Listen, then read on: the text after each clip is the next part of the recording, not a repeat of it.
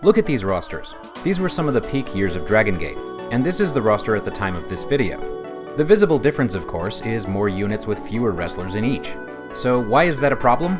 Well, to some it might not be a problem at all. More units means more themed merchandising opportunities and more personalities for fans to latch onto.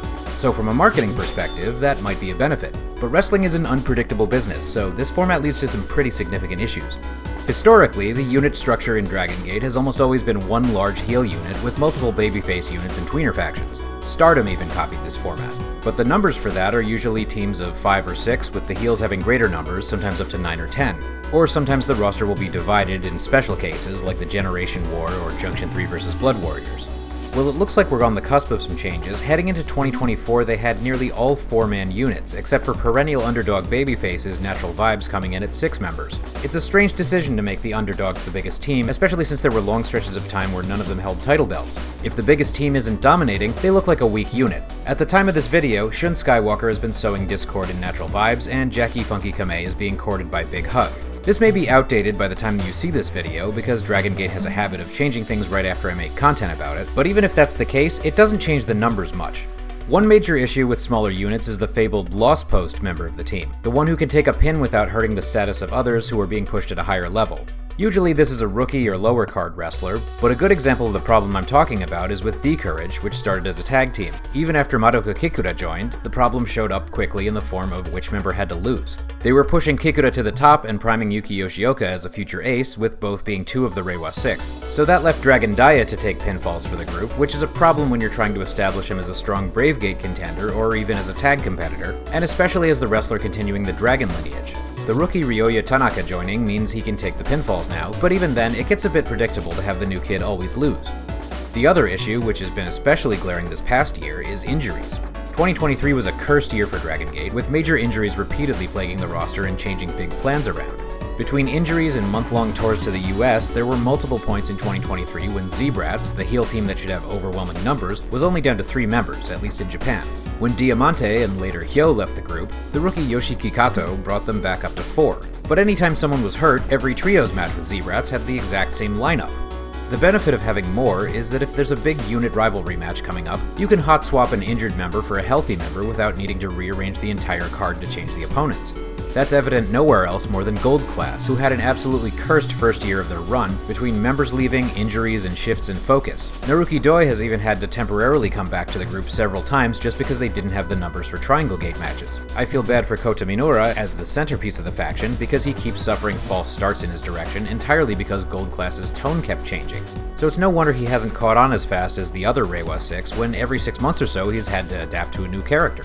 The silver lining of those injuries is that after Minorita was out with a knee injury and BB Hulk's health was very sporadic, Minoura and Ben K formed the Team Muscle tag team, which has been very fun so far, and it calls back to Minoura's original Gold Class character as a hunky himbo who had no idea what was going on. But it's unfortunate that it took losing half the team for it to happen. One issue that's causing this is the increased number of unaffiliated veterans as they step aside to make room for the new kids. Between Toryumon veterans, next graduates, and future rookies, I now have 3 videos in my roster series just to cover the independents. A few years ago, I probably could have covered them all in just one, but even their own staff, like Jay, seems to have no idea why, for example, Dragon Kid didn't join D-Courage after tagging with his protege Dragon Dia in the 2023 Rey de Parejas Tag League, or why Doi isn't just considered a part-time Gold Class member whenever he's around even though he's freelance, or why Takashi Yoshida wasn't allowed back in the group when Doi left and the unit shifted focus. They could have even thrown Genki Horiguchi into M3K since he was in a previous incarnation of the group. And now that M3K is dissolved, we're going to have even more unaffiliated veterans unless we see a big wave of retirements coming soon. These are especially big questions after a year when they were still giving big pushes to veterans alongside the younger Reiwa 6. Nobody could have predicted the year Yasushi Kanda had in 2023. It was the best year of his 25-year career with a monster Twin Gate title run with his original Toryumon partner Susumu Mochizuki. Their title win against Noah's Kongo was my Dragon Gate match of the year. And even though Takashi Yoshida didn't get his usual unsuccessful annual Dreamgate shot, even the perennial loser Punch Tominaga got a Triangle Gate run with an unaffiliated team, and Problem Dragon briefly moonlit as his old Shenlong 2 character since Yosuke Santa Maria has been injured. So they're fully capable of still using these people, they just haven't been. One wild card in all of this is Tien Revolucion, who was injured right after his Japan debut when it seemed like he was just about to do something big that would change the company. I don't know if that would have meant putting the Dreamgate on a rookie, but almost certainly it would have had him in charge of a new unit, probably consisting of multiple other rookies. But I assume they'll go back to the original plan as soon as he's healed up. Without trying to get too far into fantasy booking, I would at the bare minimum make an attempt to attach at least one veteran and at least one rookie to every unit.